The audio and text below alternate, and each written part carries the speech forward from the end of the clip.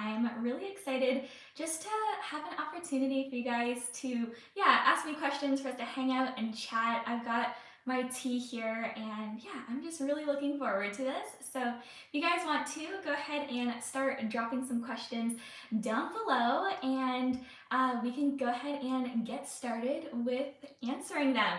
You can ask questions about minimalism, my life, plans for 2022, whatever is on your mind. I just thought that this would be a fun chance for us to hang out and chat. So I already saw one question about what is your favorite podcasts about minimalism and life. And I listen to a lot of podcasts, if I'm totally honest. Many of them are very topical specific things, but a few of my favorite podcasts are I love the Dr. John Deloney show. That's very much like a life focused podcast. I first got into minimalism by listening to the Minimalist podcast. That's another great one. I don't listen to it quite as consistently anymore, but such a good one. And then one other that I love that's a little bit more business focused is the Heart and Hustle podcast. So those are probably the top 3 podcasts that I'd recommend. Okay, Caitlin asks, do you know if they sell that sweater from Nuuly or if you can purchase it? I believe you can purchase items from Nuuly. Thank you so much for the New Year wishes. Hope everyone had a Merry Christmas, and that you have a safe and wonderful New Year as well. John Deloney, the Dr. John Deloney show is such a good podcast. I also asked for a few questions from Instagram and have quite a few of those, so feel free to keep asking your questions in the comments. But another question I got was, what's something that you dislike about minimalism? And obviously I love minimalism for the most part. I would say that it's been a really positive experience, but if I was to kind of identify one thing that I dislike, hey everyone, thanks so much for joining. But if I was to identify one thing that I dislike, I would probably say that sometimes people impose artificial rules on minimalism that I don't think necessarily add to it. So they'll say, okay, you can only own this many things to call yourself a minimalist. And that's just not something that I personally agree with or necessarily live by personally. So I'd say that's not something that I dislike about minimalism, but maybe more something I dislike about the way that sometimes people treat minimalism. My Montessera is most certainly thirsty. I really need to water all my plants right now. Okay, somebody asks, what's my favorite thing about being married? I would honestly say just having a partner to do life with. Christopher and I are best friends first, and so we really just get along. We love doing things together, hanging out, and just having someone to explore the world with and just to spend chill, casual days with too is just so incredible. So that's something that I'm just really grateful for in our relationship, for sure. Okay, another question that somebody asked me is, what was my job before becoming a full-time creator? And I worked in digital marketing. So I worked in social media, actually, primarily, but also did some email marketing, websites, things like that. So that's what I did. And so it was actually quite a natural transition for me. And it's really funny, that question. If I wasn't a YouTuber, what would I do? I feel like ties really well into that, where I think I really enjoy kind of the power of social media when it's used in a positive way. And so I think that for me, I would want to do something where I'm able to maybe work for a nonprofit or for a company that I really believed in to help them with their social media, but just doing something where I could really have an impact and make a difference too. Okay, these things are going so fast that I'm having a hard time. Will you leave Christopher and marry me? No. How long do I think I'll create YouTube videos for? Honestly, I have no plans of stopping anytime soon, but at the same time, I feel like with everything in life, there's seasons for it. So if one day, there's a season that comes where I decide that YouTube is no longer for me, or that it's no longer yeah, I guess a net positive, then I would say I'm not attached to doing YouTube forever. Okay. How do I create rhythms for consistent output on your videos? I find that really encouraging and inspiring. I'll expand this because I think that creating rhythms is something that's really important to consistency, whether it's with something like creating YouTube videos or just creating habits, whether that's working out or trying to eat better or just trying to basically build any habit. And I think that there's this huge emphasis on building habits. Like, how does that happen? Well, it happens through consistency. And so I think a huge bit of that is really just prioritizing it. Because YouTube is a big part of my job, I really make it a priority because I've really been wanting to focus on health this past year. I've been trying to really focus on making time in my schedule to work out. And so it's really about, what are you prioritizing? What are you spending your time on? And how can you basically shift things around in your life to make the things that are important to you actually happen? Aw, thanks so much, Tweak7. That's so sweet. Okay, Devin asked, what books have changed your life? And I love reading. I think I've read over 50 books this year, which was not necessarily a goal of mine. I think I wanted to read 24 books and I way surpassed that. So I absolutely love reading. But let's see, some of the books that most changed my life were, okay, there's a few of them. Dave Ramsey's The Total Money Makeover from a financial perspective. That really helped me a lot. Atomic Habits from a consistency habit building perspective. That is such a good one. The Ruthless Elimination of Hurry was one that I read this year. That was just absolutely phenomenal, and it was something that my soul just needed to hear. It was so good. And then, I mean, honestly, the Bible, as a Christian, I really have just seen my life transform a lot in the past few years, really just through like consistent reading the Bible. Okay, somebody asked for a recommendation for a great fiction book. So I love some of the Agatha Christie murder mysteries. So a fun fiction book is And Then There Were None. I read that earlier this year and it was so good. There's just, yeah, that's a great one. And then I also read Jane Eyre for the first time this year, and that's kind of another one of those like classic books that really is just absolutely phenomenal. And then I guess a more modern one, Where the Crawdads Sing. I think that one's come out in the past few years, and that's a great one too. Okay, Chelsea Smith asks, how do you overcome social anxiety? And I would say that really is one of those practice things, and slowly putting yourself in situations where maybe you don't feel 100% comfortable, but you're not basically going into a crowd all at once. But I'd say it's something that you can like slowly build up courage and confidence in by having success in small areas. I know that that's something I can sometimes experience is I just feel completely lost in a big crowd. It's funny, I actually was talking to my therapist about this recently, and so yeah, she's been really helpful at just helping me go through the process of working through how to slowly put myself in situations where I feel more confident. And I think that kind of practicing and not throwing yourself into the deep end all at once, but kind of slowly learning how to ride a bike and slowly learning how to overcome social anxiety. I think that that's something that honestly a lot of us have struggled with from being so isolated over the past year.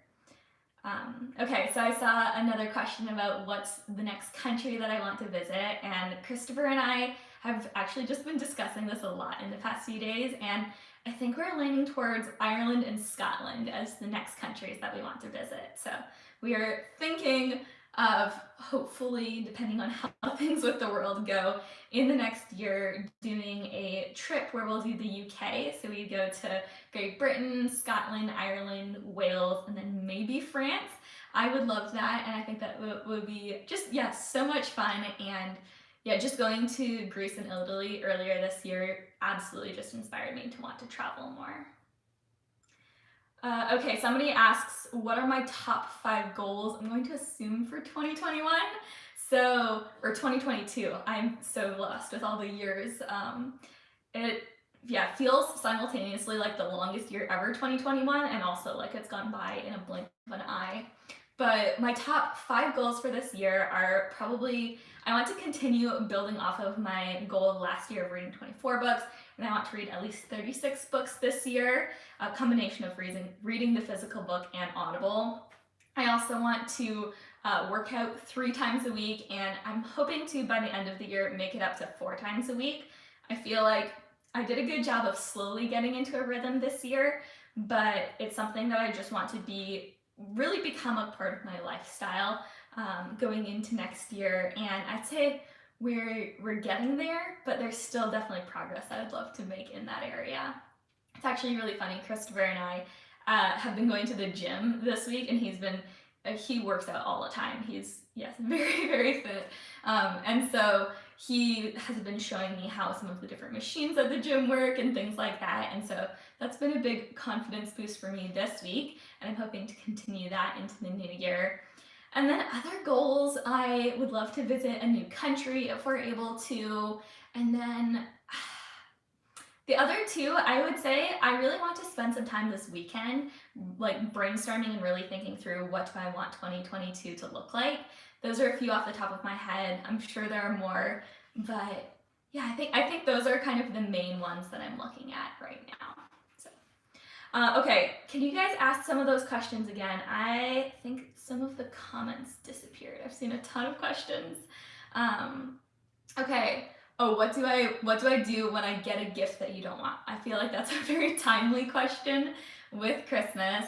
So for the most part, I really do try to plan ahead with that. So my family does Christmas gift wish lists before the season starts, so that we can just kind of give each other an idea of, hey, here are some things that I want, here are some things that I need, these are items that would be helpful to me. So I would say having lists and kind of making that known a little bit beforehand can really help. But then when you actually receive a gift that you didn't want, personally, I'm definitely of the opinion that once you give a gift to someone else, the gift has passed from the giver to the recipient.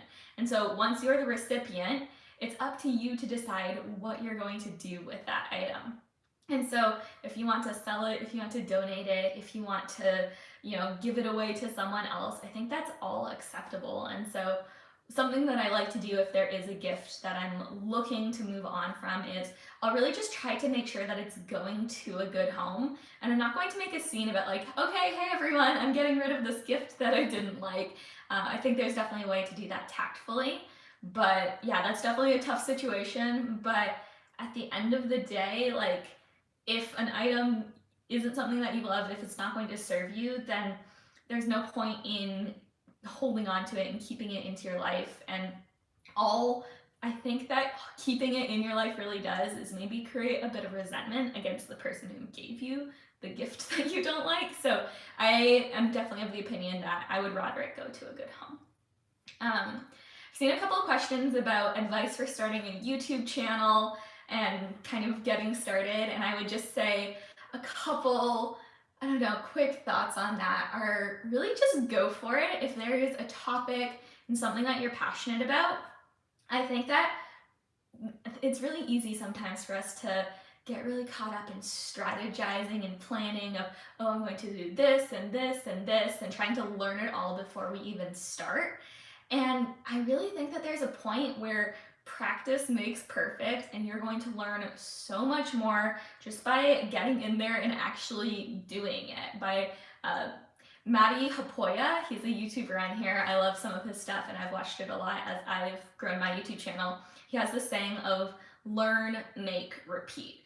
And I think that there's this very real element to YouTube where you learn the most by just, learning, making something, doing it all over again. So learn from your mistakes and just kind of improve over time.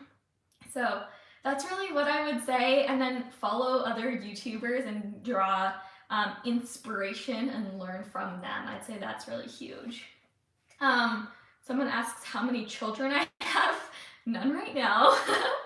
Probably for the next couple of years, but maybe one day. Yeah, someone says never give up on your dreams. Honestly, if you go back and look at some of my old YouTube videos, like don't, because they're so bad. But There is a very real process where if you go back and look at my older videos, they're not the same as the ones I make today. And it's because I have grown over time as a creator. I didn't start with this, perfect channel. Not that it's perfect now, but I will say I have grown a lot for sure. But yeah, it definitely is this process of just, learning and growing over time as we do with anything in life. Okay, somebody asked where I get my clay mugs from. I actually get this question all the time, but I have such a hard time because I can never really link to my mugs in videos or whenever people ask me, because I love buying them as I travel, or just from local artists. So there's a lot of different like local craft fairs, or if we're visiting, like Asheville or a nearby town or city, I might go see like a local pottery studio or something like that. So all, or at least most of my mugs are bought kind of locally from various artists, and that's something that I really love personally, is just being able to, I don't know, support local makers, and I feel like you end up with something that's really beautiful, very unique, and it's just so fun. Okay, Skylar asks, what software do I use for editing? I use Premiere Pro. And then someone else asks, top 5 books to read, or what do I want to read in 2022? I actually have a whole list of books that I want to read. Maybe on Instagram I'll put my reading list for 2022. Maybe some of us can read along with them together. I love reading nonfiction books, kind of like the physical version, because I find I absorb a lot more information that way.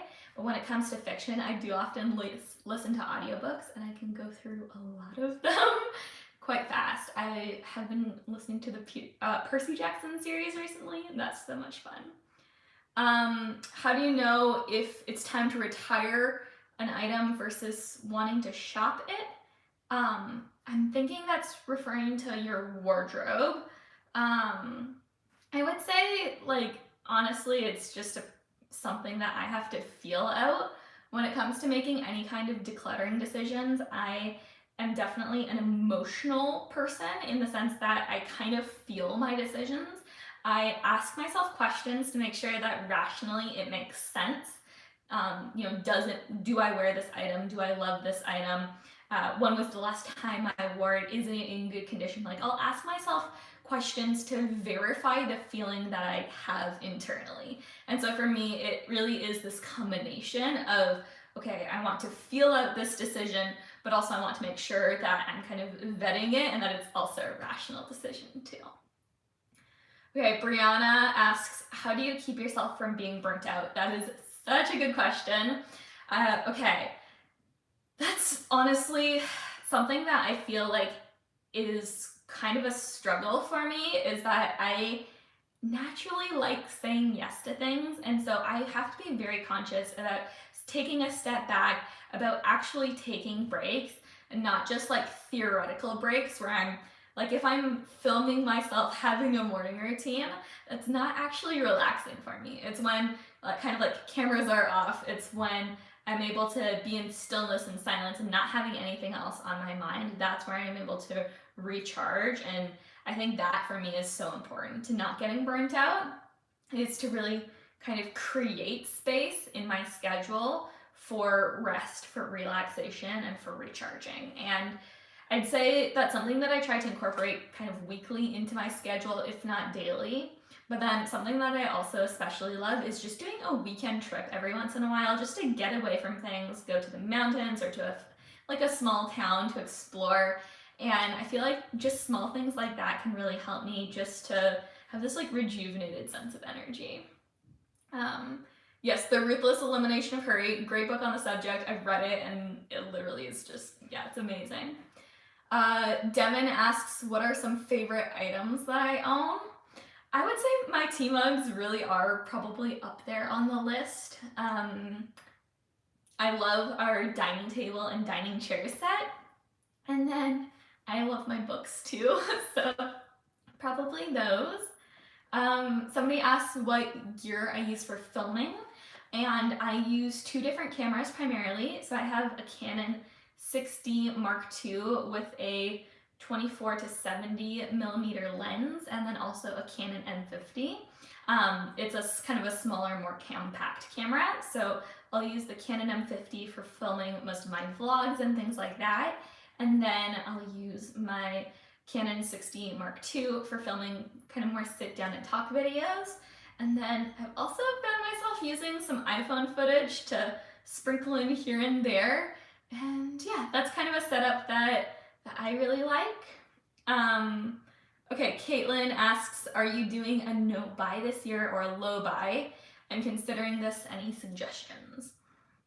So what I'll say is I'm not specifically intending to do a no buy or a low buy year, but mainly because I feel like if you're living out a minimalist lifestyle, having a low buy year kind of tends to happen naturally. So obviously I have my savings goals, I have things that I'm putting money towards that are kind of non-tangible, obviously, but I prefer just being able to not set restrictions on myself and say, okay, I'm going to save towards these things, I'm going to make putting money towards these things that are important to me, I'm going to make it a priority, but equally, I'm not going to kind of put a restriction on, oh, I can't buy this, replacement of an item, or I can't buy this thing that I want because I'm doing a low buy year.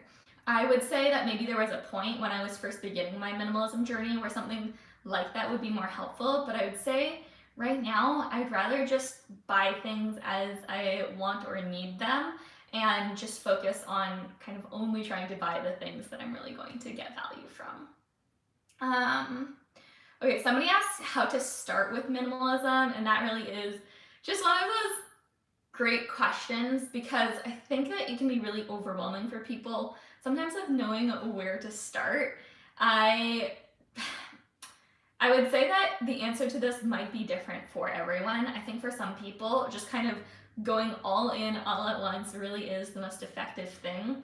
But then for others, it is more of this gradual decluttering process, this process of simplifying and letting go that takes place over time. And so personally, I would say what worked best for me was being able to just slowly, category by category, declutter my life. So I think I might have started with decluttering my purse, and then I decluttered my shoes, and then I decluttered my clothing, my kitchen, my living room. I could kind of went category by category, room by room, and just tried to slowly simplify in each area. And I think I actually ended up hitting several of those areas multiple times, kind of getting a little bit more minimalistic each time. And I think that that really made a huge difference for me, was not trying to do it all at once. And even like with one area, I decluttered my clothing, and then as I realized I could get by with less, that I was enjoying living with less, I decluttered again. And so I think that, yeah, it really is just this process of, asking yourself, how might my life be better with less? Do I love this? Do I use this? And I think that as we kind of hone our decluttering muscle, it gets easier. And so I would say start small and just declutter your life over time. Maybe try tackling one area of your life, each week, and by the end of the year, you'll have pretty much fully decluttered your life. Okay, somebody asks, will I save this Q&A live? Yes, I am planning to.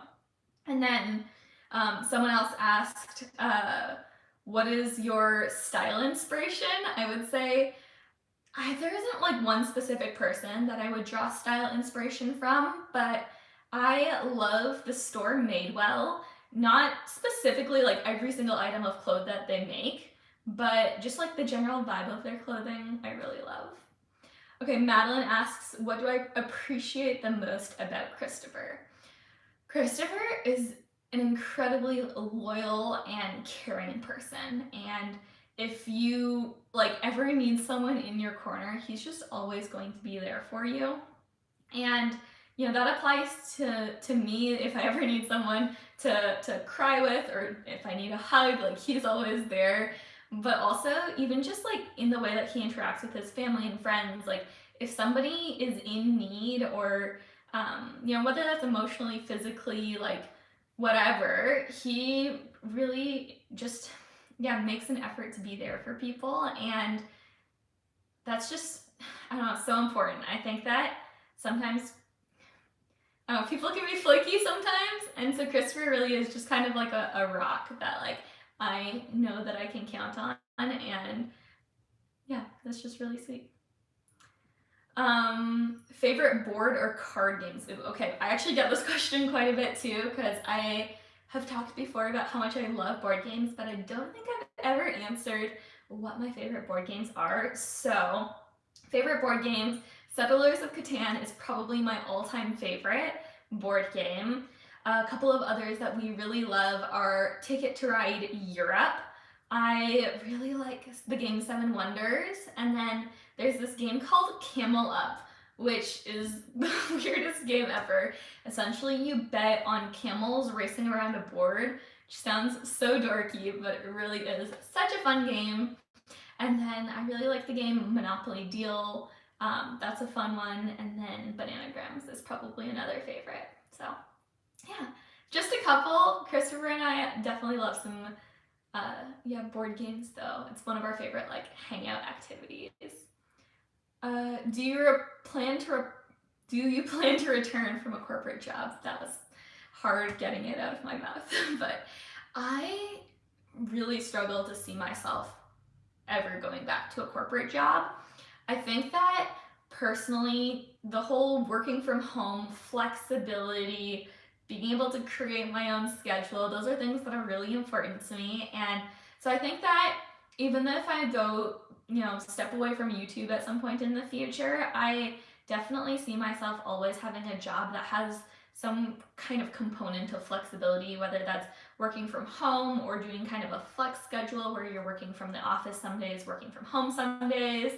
I think that those are just really, important elements to me. And I think there's kind of a bit of an unhealthy aspect to corporate culture that specifically for me really just drains me of energy and of life.